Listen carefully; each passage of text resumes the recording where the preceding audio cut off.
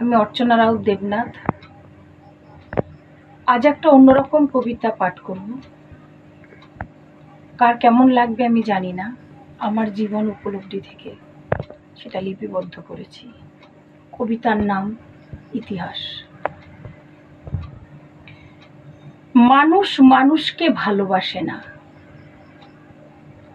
কবে শেষবার ভালোবেসেছে তা জানার জন্য ইতিহাসের অনেক অনেক গভীরে যেতে হবে।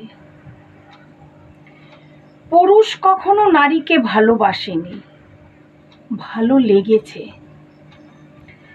তাদের সেই বেলাগাম ভালো লাগা বারবার পরিবর্তন হয়েছে। নারীকে বেদনার বাসর উপহার দিয়েছে। একটা বিপ্লব হওয়া খুব দরকার, এমন বিপ্লব যা আগে কখনো হয়নি।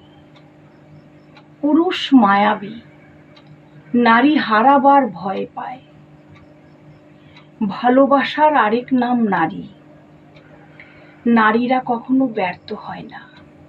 নমস্কার।